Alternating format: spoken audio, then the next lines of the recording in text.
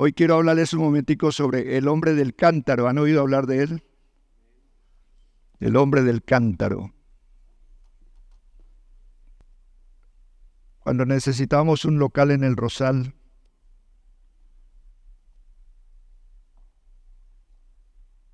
esperamos y esperamos y esperamos.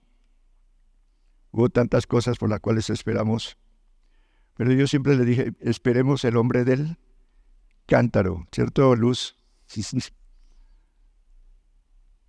Y resultó que no fue un hombre, sino una mujer que nos guió directamente donde estamos ahora, gracias al Señor. Pero vamos a hacer una lectura de la Biblia que creo que se manejan estos espacios, de acuerdo al espacio que usted tenga para la cena. Usted tiene que tener un cronómetro de tiempo. Por ejemplo, el grupo bíblico, ¿cuánto dura? 1 hora. En esa hora entonces hay que saber distribuir. Si tiene tiempo, puede dar una buena explicación de acuerdo a eso. Yo hoy tengo tiempo, entonces puedo dar una buena explicación. Y ya casi es viernes para la vigilia, pues no hay problema. Estoy utilizando, en este caso vamos a utilizar Marcos 14. Si usted lo quiere utilizar en ese día en el grupo, márquelo. Marcos 14. Sí. Del versículo 12 en adelante. ¿Versículo qué? 12 en adelante.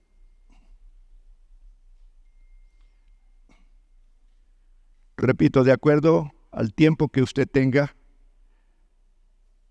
usted puede dar una buena explicación de estas cosas que son tan importantes. Una de las cosas que estamos haciendo es que conozcamos los trasfondos de la cena. ¿Y qué es la cena? Porque puede suceder que usted está participando de ella y ni sabe qué es. Y eso igual hay que explicarlo entonces en los grupos. El primer día de la fiesta de los panes sin levadura, cuando sacrificaban el cordero de la Pascua, sus discípulos le dijeron, ¿dónde quieres que vayamos a preparar para que comas la Pascua? Y envió a 2 de sus discípulos y les dijo, id a la ciudad y os saldrá al encuentro un hombre que lleva ¿qué? Un cántaro de agua. Y luego dice, seguidle. Donde entrare, decid al señor de la casa, el maestro dice, ¿dónde está el aposento donde he de comer la Pascua con mis discípulos? Pregunta. Y él les mostrará un gran aposento alto, ya dispuesto, preparad para nosotros allí. Fíjense que hay unos términos interesantes que uno puede ir mirando, seguirle y preparad. Fueron sus discípulos y entraron en la ciudad y hallaron como él le había dicho y prepararon la Pascua. Y cuando llegó la noche, vino él con los 12 y cuando se sentaron a la mesa, mientras comían, dijo, de cierto os digo, uno de vosotros come conmigo, que come conmigo me va a entregar. Entonces ellos comenzaron a entristecerse y a decirles unos a otros, ¿seré yo? Y el otro, ¿seré yo? Y respondiendo le dijo, es uno de los 12 el que moja conmigo el plato. A la verdad el Hijo del Hombre va según está escrito de él, mas hay de aquel hombre por quien el Hijo del Hombre es entregado. Bueno le fuera a este hombre no haber nacido. Y mientras comían, Jesús tomó pan y bendijo y lo partió y les dio diciendo, tomad esto que es mi cuerpo. Tomando la copa y habiendo dado gracias, les dio, bebieron de ella todos. Les dijo, este es mi sangre del nuevo pacto, que por muchos es derramada. De cierto os digo que no beberé más del fruto de la vid hasta aquel día en que lo beba de nuevo en el reino de Dios. O sea, se puede tomar varias porciones de la Biblia que utilice o que esté hablando de la Santa Cena, ya sea de los Evangelios, o también puede usar las epístolas paulinas. Pero es necesario que en ese momento haga una lectura. Ojalá pueda explicar más sobre el asunto de la Santa Cena. Aquí hay un detalle que aparece. ¿Cuál es? En lo que hemos leído. Hay muchos detalles, pero uno que resalte. Que por cierto es bastante intrigante. ¿Qué dice la narración? Y envió él 2 de sus discípulos y les dijo: id a la ciudad que os encontraré aquí, un hombre que lleva un cántaro.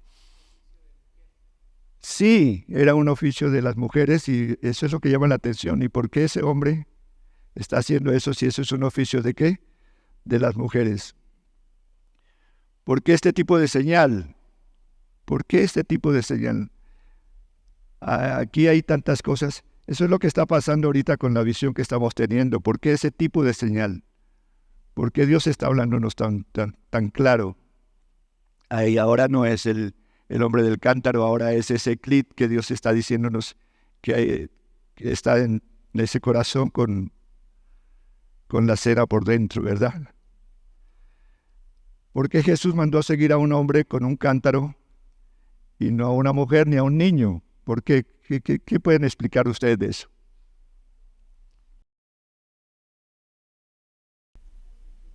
¿Qué quiere Dios explicarnos a través de eso?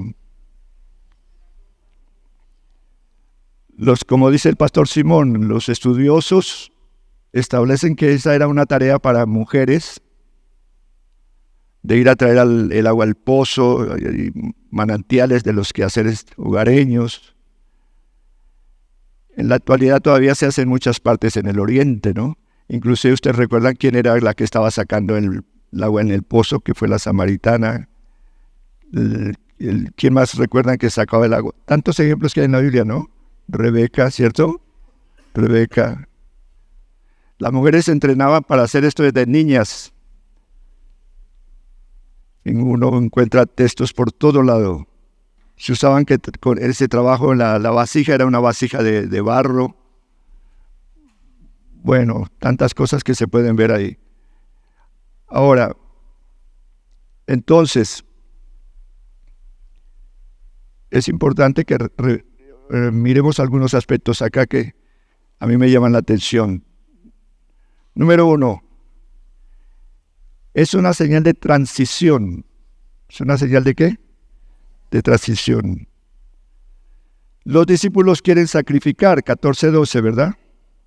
El primer día de la fiesta, los panes sin levadura, cuando sacrificaban el cordero de la Pascua, sus discípulos le dijeron: ¿dónde quieres que vayamos a prepararla para que comas la Pascua? Ahora, aquí hay puntos importantes en esto, ¿no? Me gusta ¿de dónde sale la motivación del preparar la Pascua? ¿Dónde hay motivación? En los discípulos. En los discípulos hay esa motivación. Que creo que eso es esencial en cada uno de nosotros, que esa motivación no se pierda. Que si usted va a estar allí con el grupo bíblico, usted sea el más motivado en la cena. Yo creo que algo que hemos de pronto perdido y que Dios quiere enseñarnos acá es que estamos perdiendo como esa motivación, ese anhelo, como que lo queremos tomar como una tradición, porque aquí se está hablando de eso. Los discípulos, ¿qué están mirando? ¿Qué están mirando ellos? La Pascua, pero lo están mirando más como ¿qué? Como algo que hay que hacer, como una tradición, que la Biblia enfoca mucho sobre eso. ¿Y qué hace la tradición? Según la Biblia, la tradición lo que hace es que anula, ¿qué anula? La palabra de Dios, la verdad de las cosas, la anula. Se vuelve una rutina, sí. Creo yo, pastora María Eugenia, que el riesgo está en esto, en que nosotros volvamos la cena una rutina y perdamos ese sentido real de lo que es. Y ellos están aquí queriendo preparar y están activos, pero lo están haciendo bajo el punto de vista de ¿qué? De la rutina, de la tradición, de la vieja levadura, de los viejos conceptos. Fíjese la historia de esto, ¿no? Luego, más adelante, viene la Iglesia Católica y establece otras reglas de hombres distintas y se vuelve ¿qué? Una tradición donde usted ve que las personas van y participan tomando la hostia y el vino se lo toma todo el cura. Esa es la tradición. ¿Ah? Sí. Pero una vez que participan de la hostia, ¿qué salen a hacer? Salen a beber con el compadre, salen a tomar, salen a groserear, salen a todo. Entonces se convierte en una simple, y yo pienso que hasta una burla, ¿no? Entonces nosotros debemos ser los primeros motivadores. Nosotros, si hay Santa Cena, por ejemplo, si lo vamos a hacer en las casas ahora, tenemos que hacerlo con mucha motivación y certeza de las cosas. Vamos a hacerlo en la casa. Usted ya a esta altura debe estar llamando por teléfono con alegría de que vamos a hacer eso en la casa, que vamos a participar, y hacerlo como una fiesta, hacerlo agradable, no simplemente como algo que hay que hacer porque el pastor mandó. Pues yo creo que el sentido de esto es que miremos realmente lo importante que es entonces la cena del Señor. Así que lo primero que se ve aquí es una ¿qué? Transición. Los discípulos quieren sacrificar con Jesús la Pascua, al modo que tradicional. El versículo 17, ¿qué dice? Lo podemos también leer. Cuando llegó la noche vino a él con los 12. Entonces, repito, ellos querían hacerlo a su manera, a la manera de israelita, a la manera de los judíos, a la manera de ellos. Y aquí no le preguntan si quiere celebrarlas, sino dónde deben prepararlas. Y esto es interesante, aunque se está hablando bajo la tradición, es eso, ¿no? ¿Dónde van a preparar la cena? El lugar. En este caso lo vamos a hacer acá. Ellos estaban acostumbrados a hacerlo ¿dónde? ¿No saben dónde hacían la cena ellos, la Pascua? ¿En dónde lo hacían?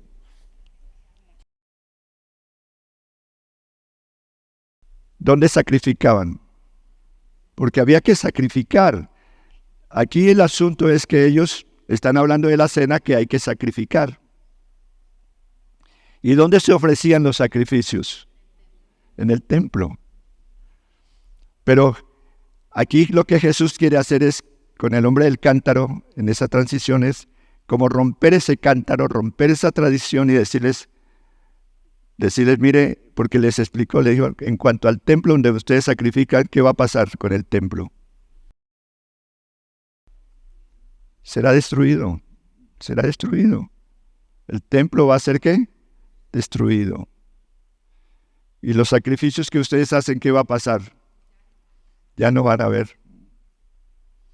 Entonces Jesús lo que hace aquí es una transición, es enseñarles a ellos que va a haber un cambio. Muy bonito eso, ¿no? Que va a haber un cambio, que va a haber una transición, que es importante lo que va a pasar. Por eso hay una nueva señal, sigan al hombre del cántaro. Ahora, hay tanta enseñanza en esto, ¿verdad? Que podríamos compartirla. Marcos sitúa, por tanto, la cena de despedida de Jesús en el trasfondo histórico de la tradición israelita. Porque a veces leemos estos pasajes y creemos que esa cena que se iba a celebrar es como la de acá, y no era así. Era el concepto distinto lo que se está viendo aquí. Entonces Marcos lo que hace es que sitúa, por tanto, la cena de despedida, aunque Marcos en su evangelio utiliza tanto diminutivo y es tan breve en sus comentarios, ¿no? En sus escritos. Sin embargo, aquí Marcos es muy claro y sitúa, por tanto, la cena de despedida de Jesús en el trasfondo de la historia de la tradición. Repito, puede ser que la alerta que esté Dios llamando a nosotros es cuidado con volver la cena una tradición. Cuidado con eso. Cuidado con que se pierda el sentido. Y qué bonito que Jesús nos hable así, ¿no es cierto? Que Jesús nos hable, que era lo que hablábamos un poco en los primeros mensajes, que inclusive el apóstol Pablo utiliza eso, ¿no? Que la cena no se debe tomar como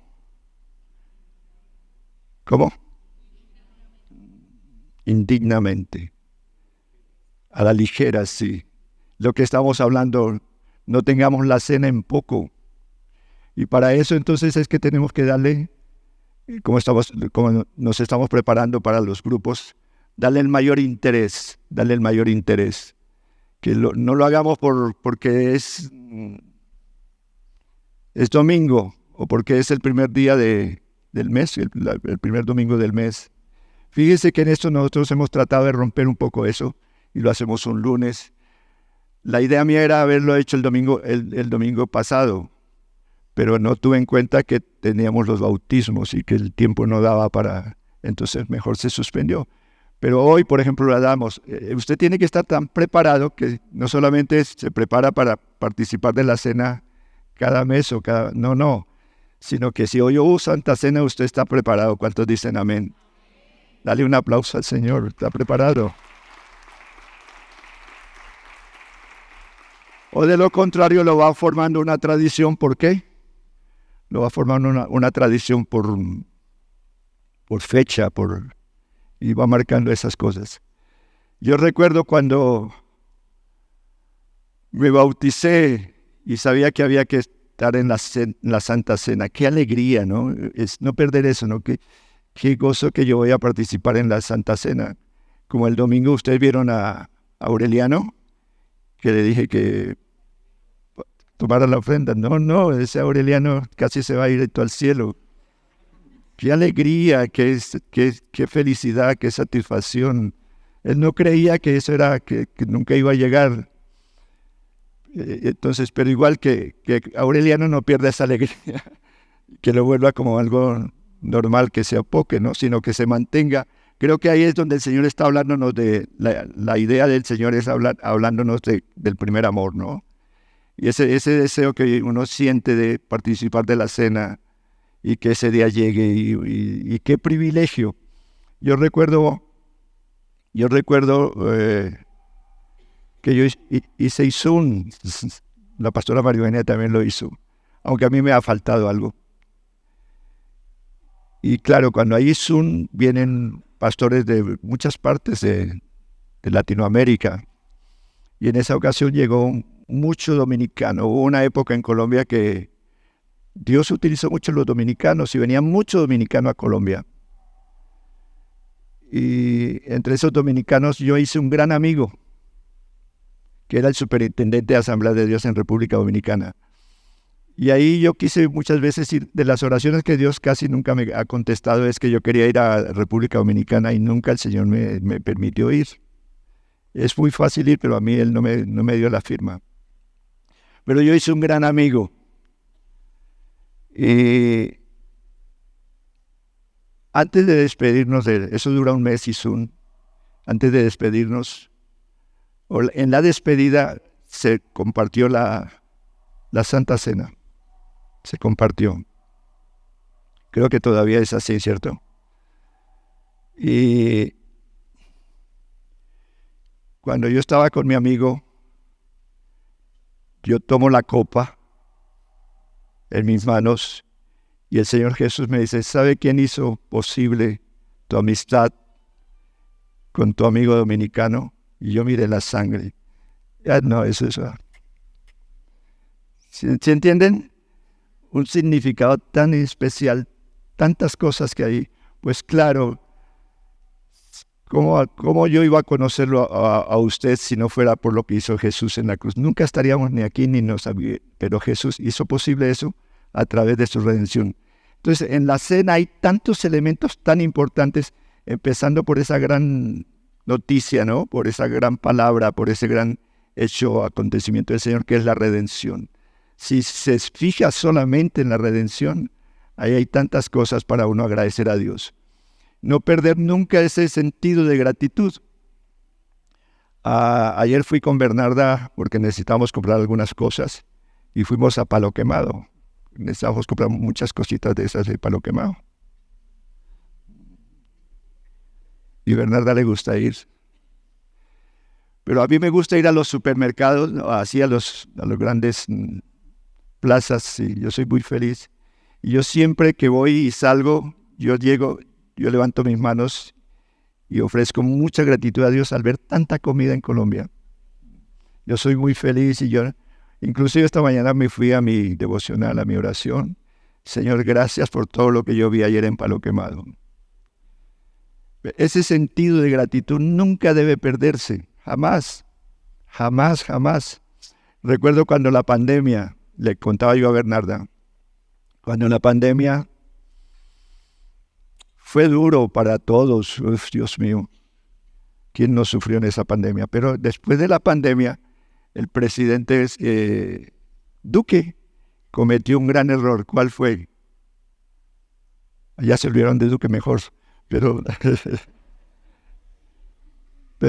el error que cometió Duque es que estando en pandemia le dio por subir los impuestos. Eso fue un error entonces eso hizo que en Colombia se rebotara mejor dicho, hubo manifestaciones, hubo incendios, hubo de todo. Y se bloqueó las carreteras donde venían los alimentos para las plazas. Y yo me voy aquí al mío no, sino al otro que está ahí, el del 80, ¿cómo se llama? Fruver, me voy al Fruver. Y no, el mío no, el otro. Ese Fruver estaba tan lleno de comida, de hermoso, ellos ponen eso así en montones. No, yo qué alegría, y ahí yo levanté mis manos a darle gracias a Dios y a decirle a la gente, pilas, a dar gracias a Dios, porque a pesar de la pandemia, a pesar de todo cerrado, y la comida estaba ahí en abundancia. Aplaudan al Señor, me parece lindo. Igual entonces en la Santa Cena es mantener esa gratitud al Señor por lo que Él hace, para vencer la tradición, porque repito, la tradición anula todo esto. Si nosotros volvemos la Santa Cena una tradición, todo se va a anular y nos volvemos plásticos, nos volvemos difíciles.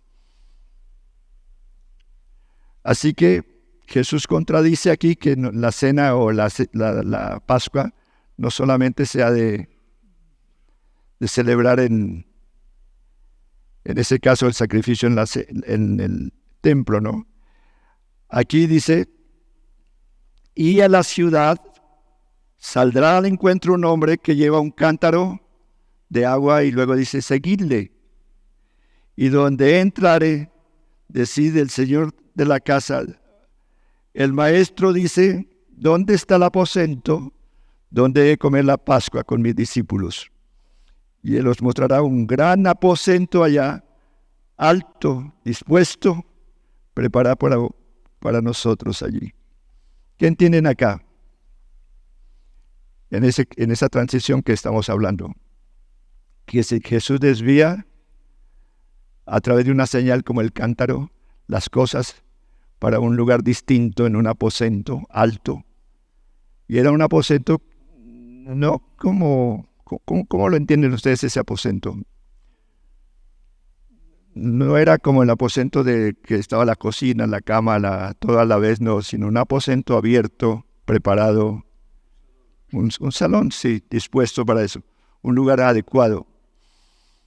Que eso es lo que usted debe preparar ahora que va a ser la Santa Cena. ¿A dónde la va a preparar? El lugar tiene que ser, ¿qué? Adecuado.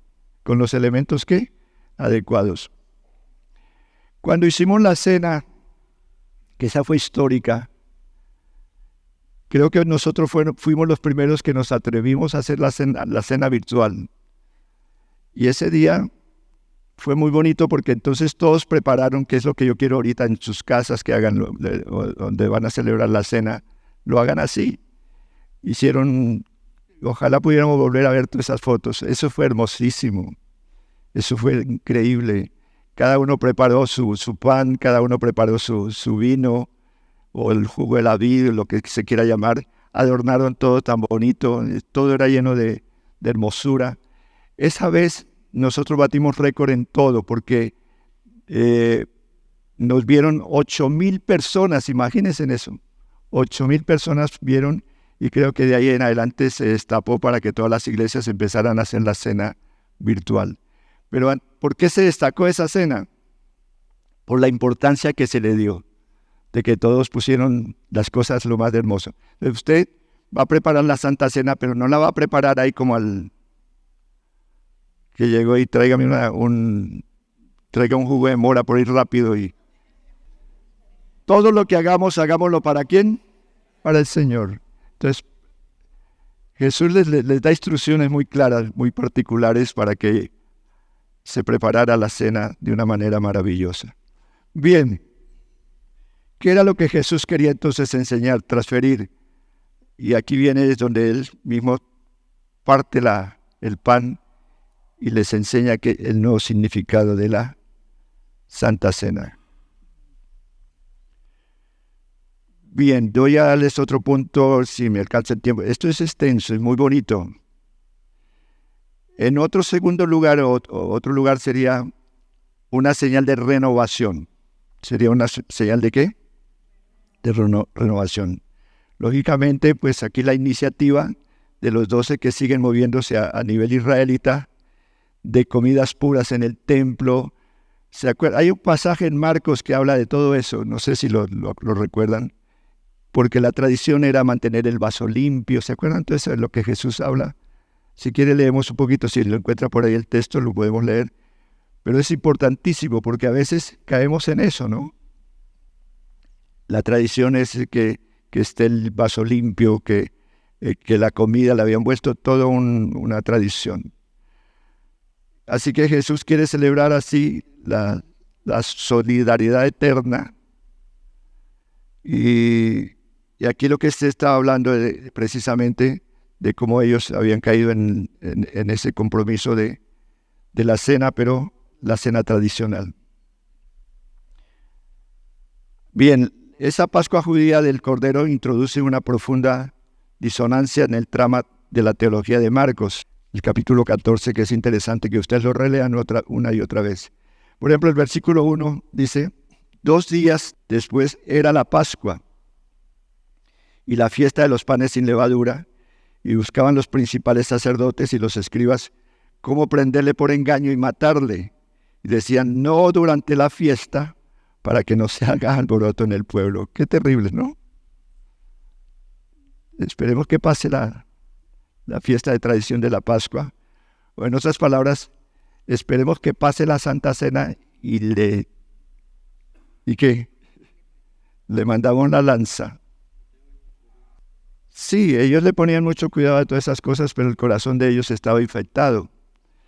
Aquí es donde el Señor nos está colocando la responsabilidad de desinfectar el corazón, de mantener un corazón limpio, de que podamos agradarle al Señor, porque de otra manera nos preocupamos por las cosas externas y no trabajamos con el corazón. Cuando yo seguí estos días trabajando con el corazón, estoy encontrando tantas cosas. Dios sufrió mucho con el pueblo de Israel por eso, por el corazón. Uno se pone a leer los primeros capítulos de Jeremías, impresionante, da para llorar el corazón. Porque en sí el corazón, una de las características del corazón es que es engañoso. Y ahí es donde Dios quiere trabajar con nosotros, en esa sinceridad, para que participemos de la cena. Bien, no quiero prolongar tanto esto. Los discípulos entonces quieren sacrificar la Pascua al modo judío, es decir, formando con Jesús una comunidad limpia de puros observantes de la ley nacional, como si Jesús no hubiera traído ninguna novedad. Querían meter a Jesús ¿en qué? En la tradición, y que sigue. Y ese es el riesgo de nosotros, ¿no? De que tenemos nueva gente y la queremos meter, entonces también puede correr ese riesgo. Ellos son los que proponen y de manera sorprendente Jesús acepta, pero no para hacer lo que ellos quieren, sino algo muy distinto, una línea histórica y maravillosa. Bien. Y en tercer lugar, que llama mucho la atención, y aquí ya tiene que ver algo como con el clic de lo que estamos viendo, es una señal de sumisión. ¿Es una señal de qué? De sumisión. Los que estamos estudiando el asunto del CLIT, el CLIT significa mucho eso, ¿no? Sumisión. Tantas cosas que puede, pero a mí me ha llamado mucho la atención eso, ¿no? Sumisión, porque si yo no, así como Jesús lo entregó todo, nosotros también podamos entregarlo todo para la gloria de Dios. De ahí era que estábamos leyendo una palabra interesante aquí en Marcos 14, el verso 13, envió a dos de sus discípulos y les dijo, id a la ciudad y os saldrá al encuentro un hombre que lleva un cántaro de agua. Y viene algo interesante, ¿qué dice? Seguidle. Aquí ya hay sumisión. Y donde entraré, decía el señor de la casa, el maestro, dice, ¿dónde está el aposento donde he de comer la Pascua con mis discípulos? Y él les mostrará un gran aposento alto dispuesto, preparad para nosotros allí. Y otra vez vuelve aquí a hacer el planteamiento de dispuesto. Y Jesús es el que está ahora hablando. Un lugar bien dispuesto, un lugar abierto, un lugar muy bonito. Así que al comienzo de la cena encontramos ese punto de ellos que fueron sumisos, no fueron sujetos a lo que el Señor les dijo. Porque para hacer esa transición, para hacer ese cambio, no era tan fácil, pero contó con el apoyo, puedo decir, de sus discípulos. Os saldrá al encuentro un aguador, un hombre de cántaro, seguidlo. Son detalles. Repito, Marcos se ocupa en el Evangelio de muchísimos detalles, y este es uno de esos detalles, ¿no? Sígalo. Yo me lo imagino, ¿no? Detrás de ese hombre. Sígalo. Ese es un detalle. Uno puede observar claramente que se trata de un hombre que lleva un cántaro de agua. Como lo hemos mencionado anteriormente, este es un hecho insólito, ¿no? Ya que eran las mujeres las que solían llevar el agua. Pero ellos no pusieron ahí tanta cosa a contradecir ni a nada, sino que se sujetaron a lo que realmente el Señor quería de ellos. ¿Qué quiere el Señor de nosotros, iglesia, líderes? ¿Qué es lo que Dios quiere tratar? ¿Qué es lo que Dios quiere como enseñarnos? ¿A dónde nos quiere llevar el Señor? Porque todo esto es a raíz de la visión, ¿no? De pronto los discípulos estaban tan seguros de lo que estaban haciendo porque la Pascua venía ¿cuántos años? Y ellos querían mantener ese, que era así, ese parámetro, pero no. Jesús les trae un cambio aquí ya no es de clic, sino de chip. Les trae un cambio. ¿Qué quiere hacer con nosotros el Señor? Y aquí la disposición, ¿no? Aquí el querer hacerlo mejor. Y si vamos a hacerlo en las casas, hagámoslo lo mejor. Posiblemente podemos volver a hacerlo el otro mes, pero yo sé que va a haber mucho testimonio y ahí tener la oportunidad de participar todos para glorificar al Señor.